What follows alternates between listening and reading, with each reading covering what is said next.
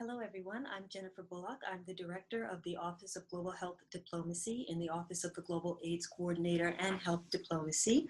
This web chat is a part of the work that we're doing to support diaspora organizations in the United States, particularly those that are involved in global health work overseas. Today, our presenter, Dr. Sapkota, will discuss some charitable health work overseas, the logistics involved, and the challenges involved in overcoming them. Dr. Sapkota is the president of the America-Nepal Medical Foundation. At the end of the web chat, we'll have a question and answer session, so stay tuned to hear the questions and answers at the end. Dr. Santosh Sapkota is the president of the America-Nepal Medical Foundation, a nonprofit organization based in the United States. He has received his MBBS degree from Nepal and his master's in health administration degree from Ohio University. He has focused his career on health information technology and humanitarian activities in Nepal, and is currently working at Maricopa Integrated Health System on their clinical informatics team. Dr. Sapkota played a vital role helping the America-Nepal Medical Foundation to raise over $1 million for victims of the April 2015 Nepal earthquake. We're delighted that he is willing to share his knowledge with us. And now, Dr. Sapkota. Thank you for the nice introduction, Jennifer. Thank you for allowing me to present at this forum. And I have prepared some slides. I can go over these slides first and then take your questions if that's okay with everyone. All right. Again, my name is Santosh Sapkota. I'm president of America-Nepal Medical Foundation. Currently, I work in Phoenix, Maricopa Integrated Health System in EPIC team. America-Nepal Medical Foundation, it was founded in 1997 to establish support projects in Nepal to promote delivery of health services and also to make Nepal more self-sufficient in healthcare delivery and foster cooperation between organizations like ANMF and other organizations providing medical assistance in Nepal. Again, ANMF is a 501c3 nonprofit organization registered in the state of New York. Initially, we started with this mission statement, help Nepal strengthen its medical capabilities through promoting academic and professional cooperation between Nepal and North America in the area of medical care, medical education, and medical research. Although our current mission statement is broad, we usually stick with this same promoting academic and professional cooperation and then do projects wherever possible. But since medical education and the new technique that we learn here in US or other developed countries are vitals in Nepal, and we wanted to transfer that knowledge to a country like Nepal. So we still have that highest priority in medical education still in our organization. So these are the founding board members, and I don't know if you know anyone, but almost all of them are still active in America-Nepal Medical Foundation. So which is really, they are the pillars of our organization, and they help this organization credibility, and they help us grow this organization.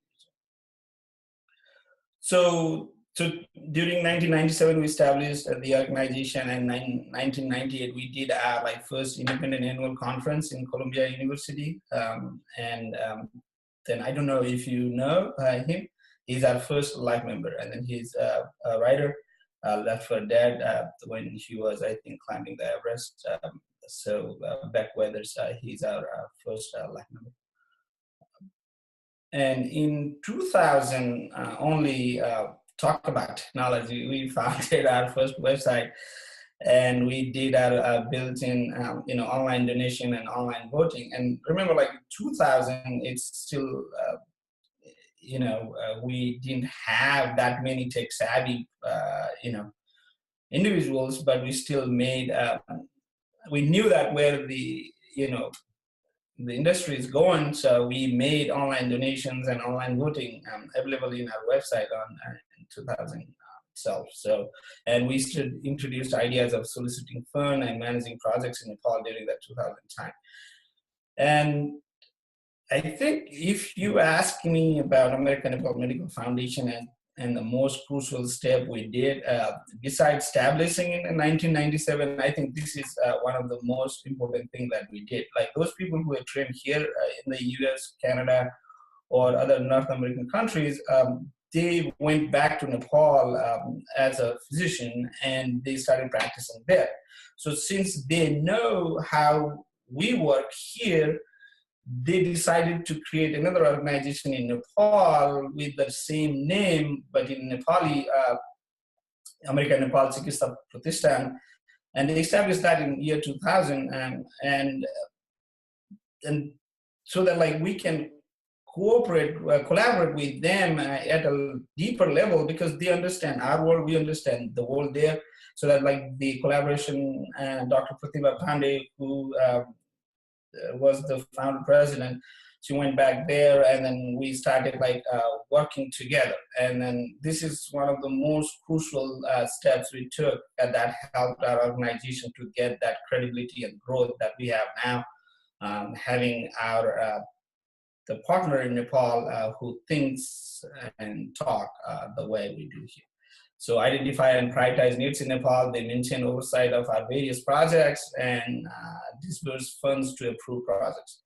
And you know, almost all of these physicians who are in the picture, they went to Nepal during the earthquake time, and they were in Nepal, many of them, and they helped to give us the ground assessment that was almost impossible during that time to get, so that we were better prepared and then we're able to share that news on our Facebook page, on our website, and then people saw that we are working so closely with these renowned physicians in Nepal, and that's helped us to get that money that Jennifer just talked about, like $1.5 million during the first 3-4 months since the earthquake.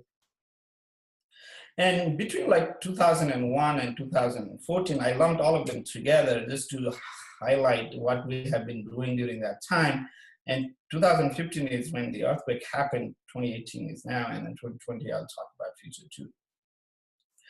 In in that period, we did some remarkable work that has saved the Nepali healthcare, in general.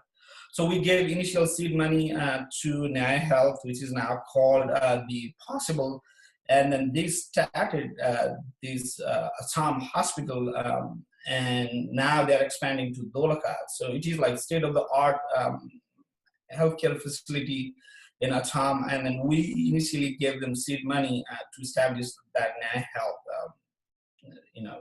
the organization, and then now it's growing. It's bigger than us and bigger than many organizations working in Nepal, and they have just like in the US, they have state-of-the-art lab, electronic health record system, they have ambulance service, and then since the success of that, they decide to open in another rural area in Nepal. It's called Dholka.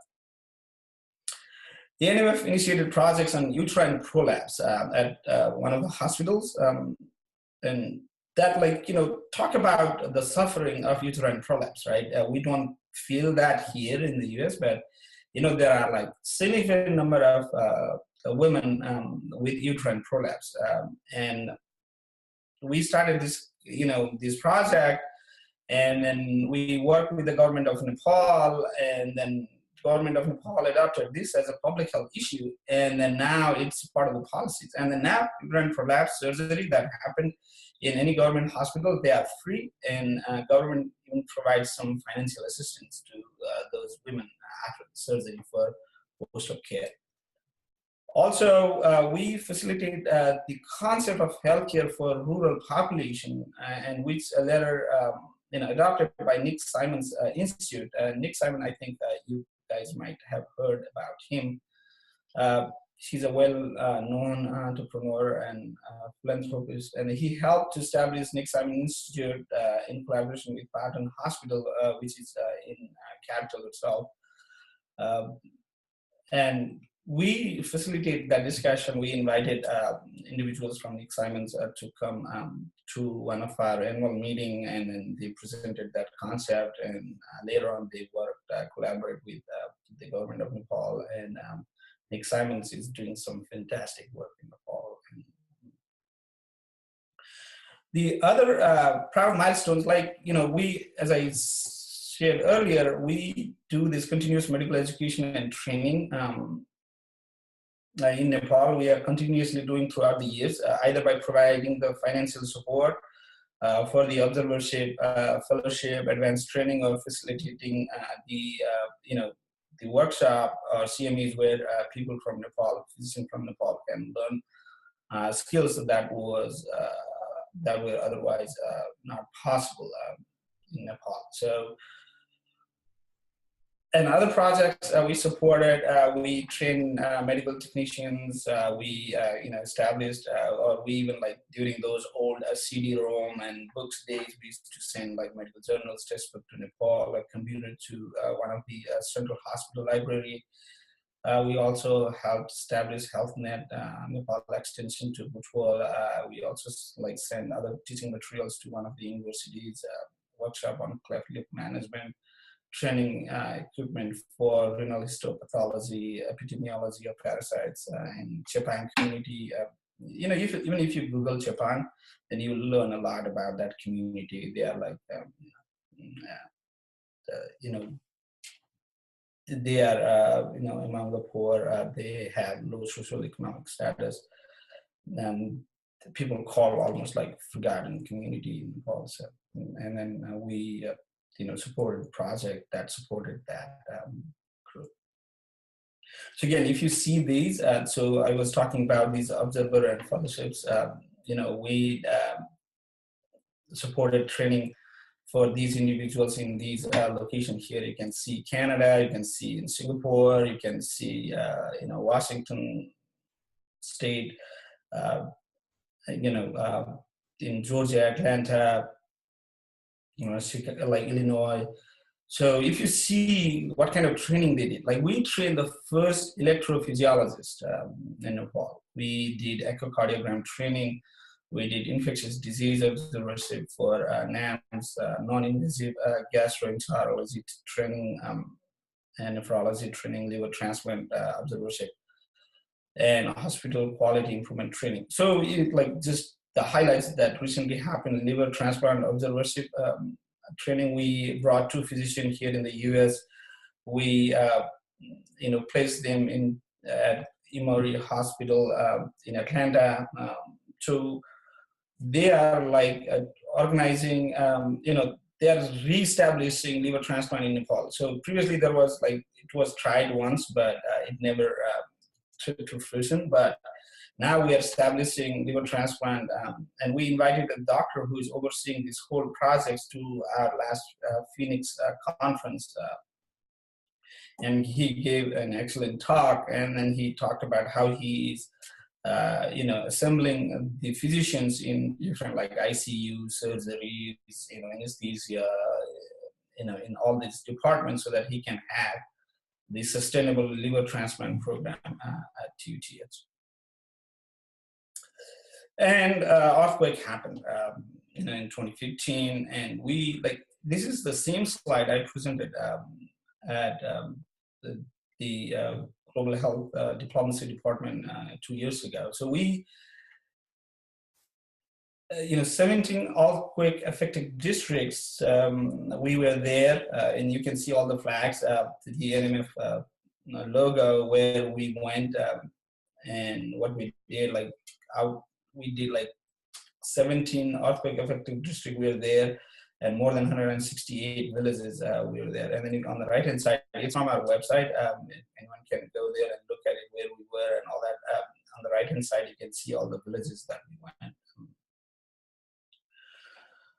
So again, as Jennifer said, we raised over 1.5 million US dollars. We don't know how we did it, but we did it, and we are so proud of how we of that achievement. And hopefully, this thing never happens. It's not fun. It's devastating, but if something like this happen, I think we are ready to apply our best practices when disaster strikes. Again, some of the pictures, part of the acute relief work, medical relief, you can see these doctors in various places. There was, here you can see that it says on those two vehicles on the top right side, that says American Nepal Medical Foundation, the team that is distributing the relief after the earthquake. So that's what it says in Nepali. Again, like you can see the truck behind, I think that must have been rice. So we distributed rice blankets and this is like, again, like education is one of the key part of our work. Even during those acute relief, we have a student from public health, schools, and then we took them with us so they can even show this little girl how to wash hand. And on the right-hand side, you can see that we are helping them to build a toilet. So this is one of the health posts that we constructed and handed over that to the government of Nepal. Again, there was no physical structure after the earthquake in this place for the healthcare, and in this we helped establish this. And we, I think, did like 13 similar health posts in that same district. So another one, you can see that like there is a solar, there is a water tank. We take it for granted here, but those are the things that are not available. And for 24/7 electricity and all that stuff, solar is needed in these healthcare facilities. This is Soltara. This is one of the first building we built after the earthquake, and I think we completed this building in 24 days and handed over to the government in the record time. And Soltara Hospital, you can see this tent, and this is the hospital again. The other one, this one was the health post. This one is the hospital, district hospital. And we built this, the other health post, but the inpatient, female, male ward, you can see this is the emergency department, and they were still under tent. And 2 years after the earthquake, this is a picture we took 2 years after the earthquake. And they were in this safe, and then we said like, hey, we can help you guys to build at least temporary structure, and then we built this one for them. And you can see it here, and this is the inside of that hospital that we built recently. And here again, like this one and this one, and you can obviously say it's much better anyway. And 2018, like, I wanted to take you back, like, even from logo onward, like we are moving, we are modernizing ourselves from that old logo that we were in the concept in 1996. And then, we had the other one, and then now we have the new logo here. You see, like, these are all the president of ANMF. This is our annual conference picture from Phoenix. We had, like in general, we used to have like 10, 20, 30, representation in the conference. But now I think during Phoenix conference, we had 130 registered participants, but for the fundraising, we had around 200 people participated in our conference. And we usually rotate throughout the US, and one time we did in Toronto. And the last one, as I said, we did in Phoenix. The next one we will be doing in Washington, D.C. So hopefully you guys can come and participate in that conference too. Some of the organization we worked hand in hand, the include government of Nepal, almost all medical institution, universities, some of these profit organization like the Lions Club, Paha Trust, Ask Foundation, NCC, DF. So we are working with Samsung is the one we helped during recent flood. So these are all these organizations doing great work in Nepal, and we are working hands in hand with these organizations. Like our ongoing projects, oxygen treatment plant at TUTH. We are working on establishing telemedicine in one of the center hospital. We are also building like the permanent, these health post pictures that I shared. They were, prefab, but now we are building, permanent health post. And two of them that are ongoing now are health posts in Narsan, Magdi, and one in Tarkhan Community Health Center in Kaski. And we also work with National Ambulance Services to train EMT and paramedic training in Butwal. So if you I'll just compare, like we don't even have like equivalent to 911 call in Nepal. So, if you call ambulance, it takes ambulance a while to get there. So these people are working to establish the state-of-the-art ambulance services in Nepal, and we help. We give like a few $1,000s to train EMT and paramedics. So we are like working with them, although this is not our project per se, but we are helping wherever we can to establish that ambulance services. So they are working with the government of Nepal to get that 911 kind of call, so that the ambulance services that they are trying to establish, they will get a call as well, and then they will have those ambulances that we see here in the States. So that kind of some of the projects we approved for 2018, we are creating this SIM center where we will train nurses, doctors on how to do CPR, SELS, BLS kind of, training. We are also continuously building these healthcare facilities. Rehab is one of the main things that we are doing. And recently, I don't know if you guys have heard, there is one organization, similar organization from Nepal Health Foundation, Nepal, who work mostly in community health programs and mental health. So we are working together with them to establish a psychiatry rehab center in one of the remote part of the country.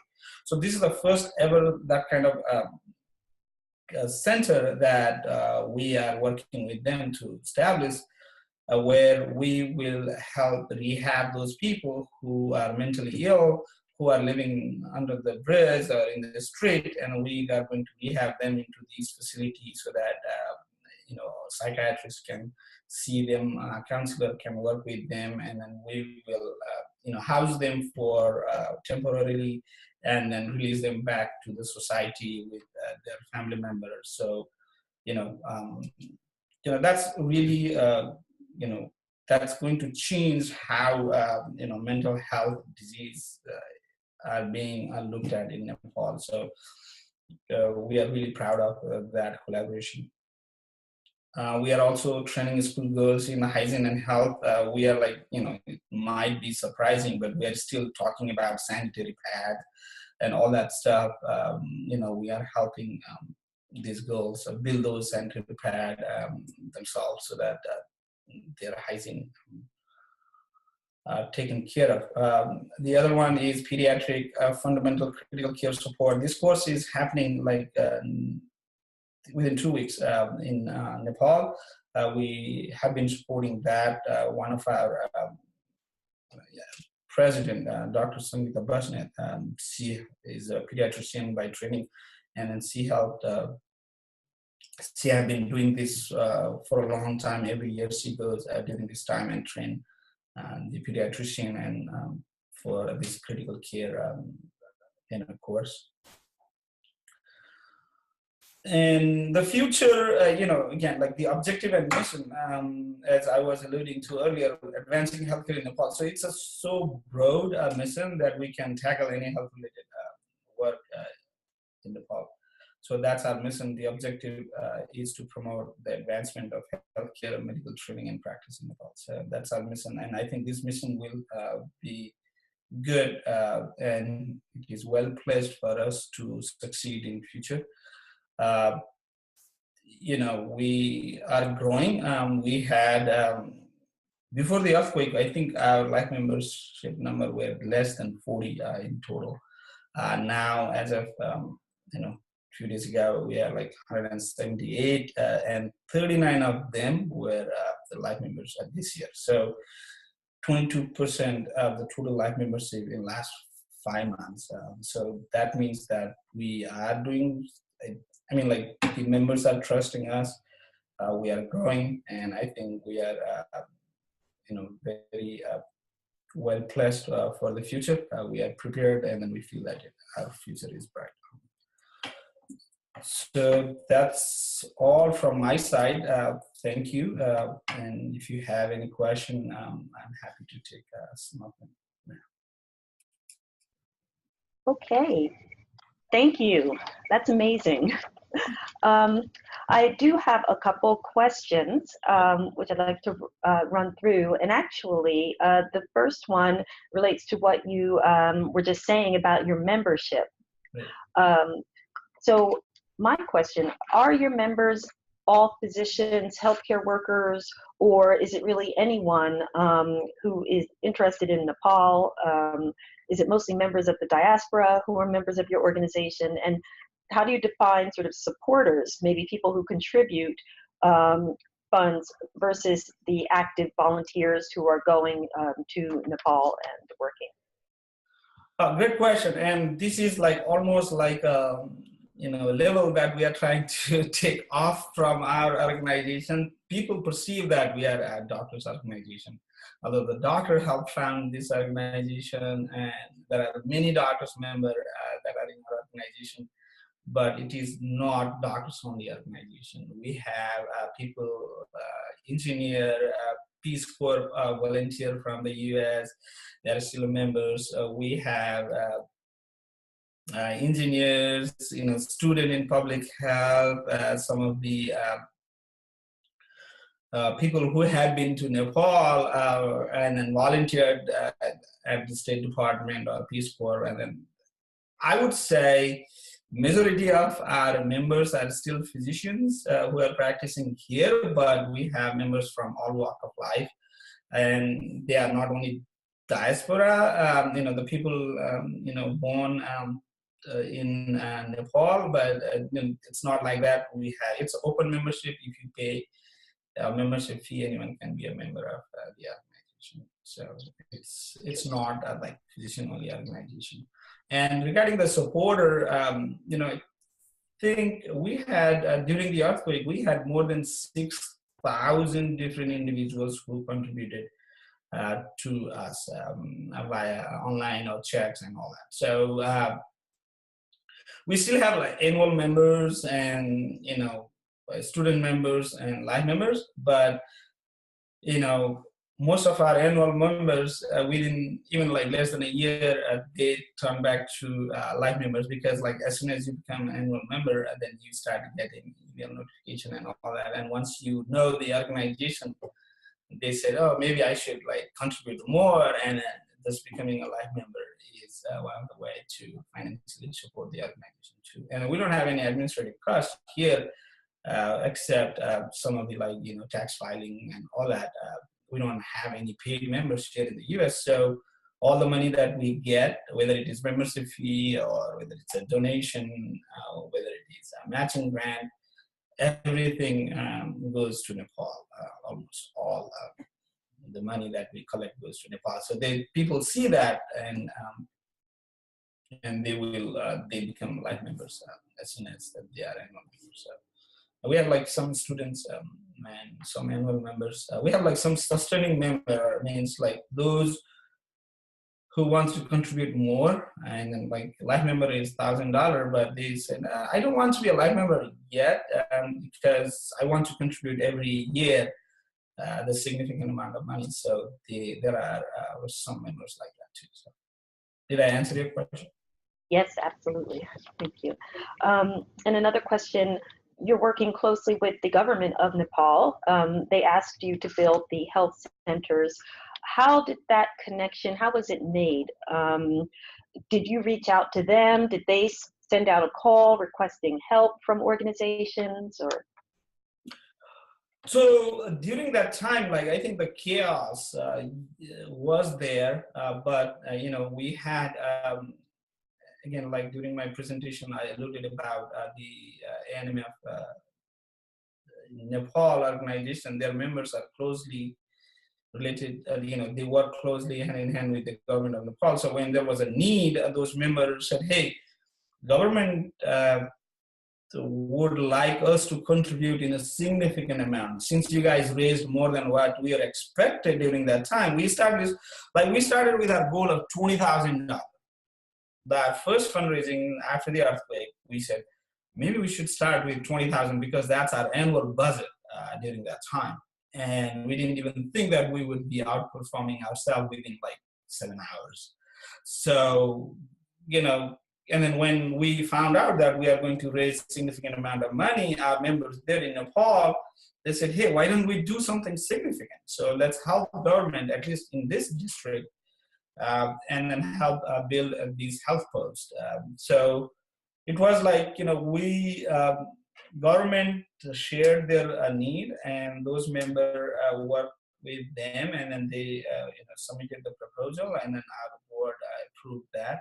And then we work with the government that way. So, but now, like, see, the thing is, we as a diaspora, we don't want to be perceived as the organization, replacing the government need, right? We are the organization adding what government already has. So, even these centers that we build, the government still support the manpower, supplies, and everything. So those are government-run organizations that we support. Oh, I see. Okay. And it seems as if they were built very quickly. That's a question one of my colleagues had. How were you able to build them so quickly? Is it basically because all of the materials, everything was sort of sourced in Nepal, and that is why, or? So, that's a very good question. During that time, see, the thing is, the chaos, again, immediately after the earthquake, and then the most basic needs, food and health, was, identified during that time. And then since all the structure in that district, the health structure was destroyed, do you want to wait like 2 years to build permanent structure and then provide care? Or do you want some kind of like, fast, temporary kind of prefab building like the one that we built, and help the government to at least address the healthcare need temporarily? Then we decided, like, we were debating during that time, I'll be honest, like there were a few members who felt that, okay, building prefab is not the best way to, do the projects, but there were a majority of our members felt that, hey, if we don't do it while we have money in the bank, in 3 years, there may not be a need from us to do that work, right? So we decided to support those. And regarding the material, I think, those material, maybe majority of them may have been imported from India, but since we have almost like, open border relation with India, so that helped to get all those material on a timely manner and build those facilities. And it seems as if something that I got from your presentation is that a key to your success was the establishment of sort of the sister organization in Nepal. So there are people who are your partners who are based in Nepal. Would you say that that's really key for any diaspora organization, or are there things that you would not, do you think you would not have been able to do if there weren't people who were permanently on the ground there? So I would say this. It would have been almost impossible to have this result if we didn't have them, right, for us. So, for any other diaspora organization, you need to know the ground reality, right? I would just give you an example. So, you saw that toilet picture there, right? It was like a flat pan, right? So, if the people who have not seen how Nepal has been built, or how people, do their daily livings, then people may have had like fancy toilets, right? Than the one that we use here in the US. So, if we had done that one, and then there are many organizations who bought those toilets, and guess what, that's happening. So people think that, oh, those are really nice to store grains. So they are like, plugging the holes on the two sides of that toilet, and then now they are storing grains in that rather than using in a toilet. Because some of these organizations, INGOs, they distributed like thousands of those kind of toilets to these people. But guess what? Those are really nice porcelain, vessels. And then now people, oh, why should we use this for toilet? We can store our grains here, and then people are storing grains there. So you need to know the ground reality, the people there, and then having that particular organization there was, that is the key for our success, at least, during earthquake period. Thank you. And I think some of my colleagues have questions here. Did you have a question, Catherine, or a comment about fundraising? Maybe we can have you come up if you want. Hi, so I had a question about where you get the majority of your funds for fundraising, like if it's from sort of small donations from people who aren't necessarily a part of your organization, or if most of it is membership fees, or maybe funds from governments or other organizations. Thank you. That's a great question, Catherine. Okay, like I would separate these from earthquake and non-earthquake, right? So earthquake, again, around 6,000 different individuals contributed during that time. We have more people outside of our organization. I would say majority of them may have known Nepal, but I don't think they are all from the Nepalese origin people living here in the US who contributed. So I think we have people from all walks of life and from multiple, ethnicity, race, and all that. So I think we have a mixed, donor during that time. But for our other funding source, like after the earthquake kind of thing, majority of the donation comes from fundraising that we do, and many of them are members. So here is a good thing that we do, and then I think other diaspora can learn from this one too, is we started these like fundraising event recently during our annual conference. So what we do is during the annual conference, there are like lots of people who come, and we showcase some of the projects that we have been doing, and we do the fundraising dinner during that time. One of the evening we do fundraising dinner. So last year we did in Kansas, this year we did in Phoenix. Last year we raised just around the conference, the revenues was around like $45,000. This year we already exceeded that like by double, and then now it's like $109,000 in Phoenix. So the way we did is like, we don't want to like ask for donation 365 days. Right? We want to ask like one time and then do it big, like 1 or 2 times. And we want to do it big so that we can capture the interest during that particular time, where you have all the people who can ask and answer some of their questions, and then get that trust that is needed before somebody writes you a check, right? So during the fundraising dinner that we showcase some of our event, and then we set a goal. Like let's say we want to support this particular project. Who is here to support that particular project? And obviously people will not be able to fund like donate $100,000. So we start a goal with $100,000 or 50,000 or 30,000, like that, and then we just keep going down, down, down, and then we all of a sudden, like when we hit the live membership. So what we do it like what we did at least during those last 2 years was like, if you donate $1,000 today, then you will qualify to become a live member too. So you'd have thought that there will be like new live members that have not heard about ANMF during that time. No, but we usually, like, let's say we start with a member, and then they will sponsor their spouse for a life membership, and they still contribute $1,000.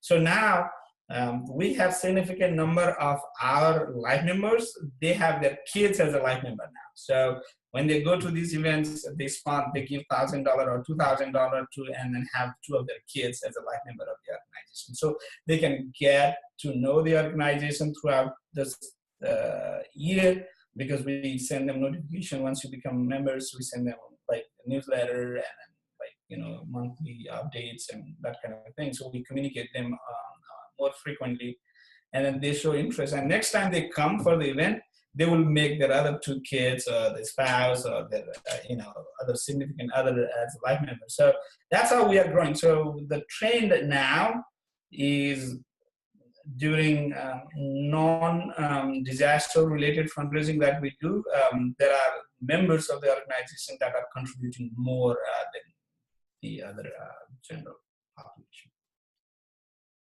And we have another question.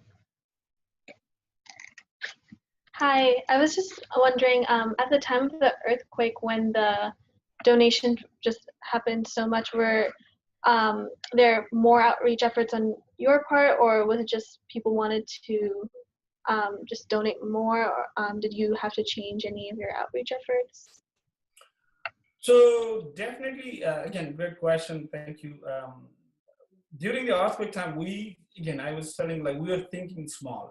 So at the midnight, my time, and some of the members already started, there was discussion going on how much we should put as our target. So we had annual budget of $20,000, right? So we said with $20,000, and there was doubt whether people will contribute to us during that time. So we started a goal of $20,000, but we reached that within a few hours. And after that, we needed to set another goal, right? And then people were thinking, do you think more people will donate to us? And then we're not sure. Like, we're not even prepared to handle all that interest. And we set it as $50,000 second goal. Even after that, after like few hours we met our goal, we didn't know how many more we donate. And then we reached that $50,000 within less than like 10 hours, 12 hours. And then after that, we realized maybe there is an interest. So maybe we should continue to share what we are doing and all that, the news from the ground and all that. So initially we did, like, even like after that, we raised around like the goal to $250,000, $500,000. And then after that, we did 1 million and that way. But we did not seek for the donation, but we provided everyone the information how they can contribute, and then we showed them what we are doing. And that way, like, we are not saying like, hey, can you please donate? We didn't say that. Why? Like, we didn't ask a person who was not donating to give us money. We share them what we're doing, and then donation came automatically, I would say. And there were like a couple of organizations, we sent a letter, and then they gave us like significant amount. One of them was Nick Simon. They gave us, I think, around $35,000 after we communicated. We like send them a letter. But even like all these people who are here working in their respective organization, the organization leadership approached us to say, hey, I know your motherland has been affected. How can we help? And where do we give money, and are there any trustworthy organizations? And during that time, we gave them obviously the name of our foundation. So, yes, it was not an effort to solicit fund during that time, but it was the effort. We kept changing or making it better throughout the social media and then our Facebook. The information that is needed for anyone to donate. So like we had a link, we had like almost hourly update from the ground, and there was a phone number that, I think I slept maybe 3 hours in the first 3 days because I was there almost 24/7 answering questions of anyone who has any question or the need from the ground. Thank you. And we have one more question from a colleague here, Carmen. Hi, so I was wondering if you've ever encountered a problem working in Nepal with the federal government of Nepal, like with your ongoing projects you were talking about. And if you did run into any problems with the government, how was it handled per se? So, government, at least the government of Nepal, they are open to organizations like ours to help, because we know the ground reality, right? So there was already that relation that we had established, saying that these are our own people who are who are abroad, want to help back to the motherland, right? So that's that particular one. The motive issues that you usually face with the international organization, where we don't know why they want to help that particular village or that particular site. We don't know their ultimate motive, right? So, and there are so many conspiracy that you hear saying that, okay, this particular organization want to, talk about their religion after 2 years of establishing healthcare or something like that, right? They want to build a school, but they want to also distribute book of certain religion after establishing school and all that kind of. So that particular problem, that is a big problem. I would say that was not there with our foundation, number one. But there were, the problem that I would say is because of not knowing how government works, right? And there were some members who asked me about how we handle logistics. Logistics, like if you want to send equipments to Nepal, you can't just send it to Nepal. You need to know all the rules of that particular the country before you send these instrument back to the country. So we had problems working with the government at a level that we didn't know what government was expecting during that time. But once we knew the process from the government, it was, I would not say it's a problem.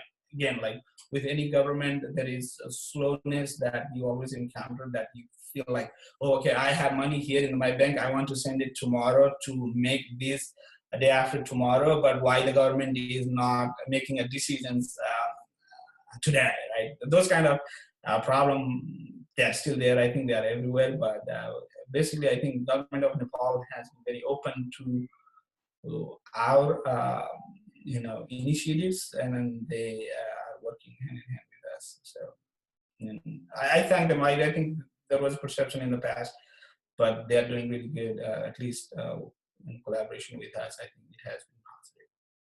Great, thank you. Okay, and so we're coming to an end, but I do have one last question, which sort of is connected to the question that was just asked.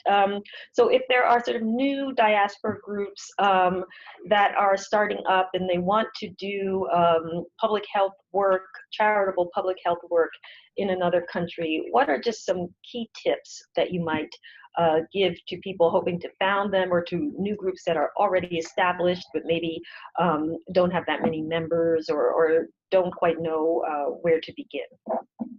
Thank you. That's a great question. And I think that's where we as an organization, we are learning, and then our experience tells us that know the ground reality first. Like you need to know what you are, the service that you are providing is something that is needed on the ground, right? You can't donate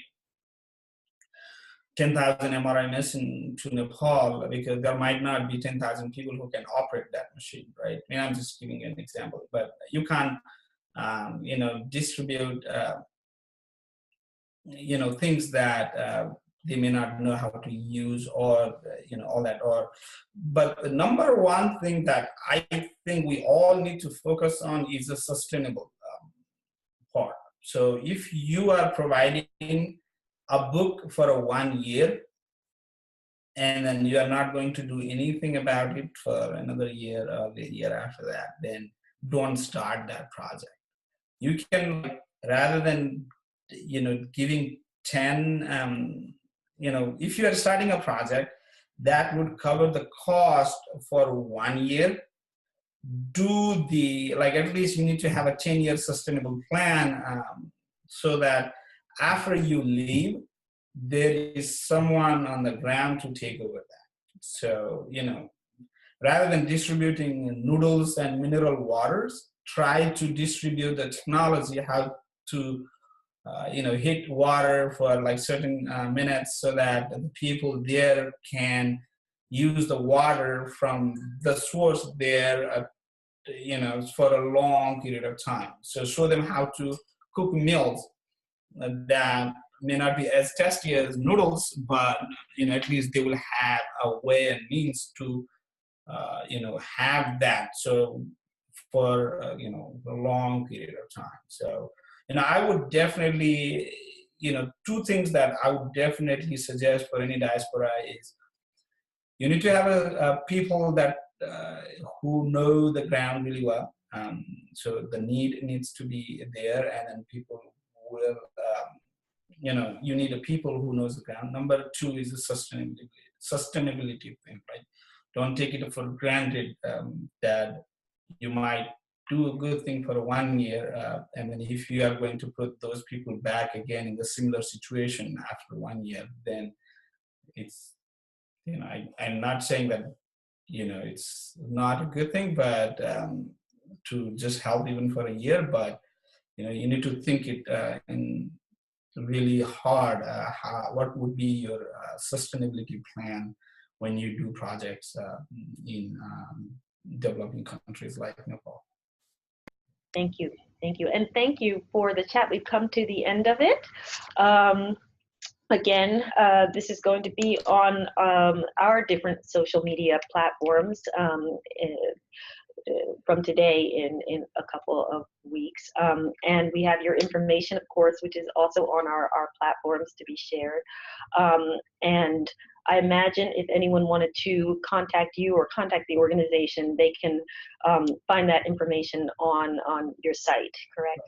Right, yes. Great. Okay, well, thanks again for doing this chat. Best of luck for your next talk, which I know you're having coming up this month as well.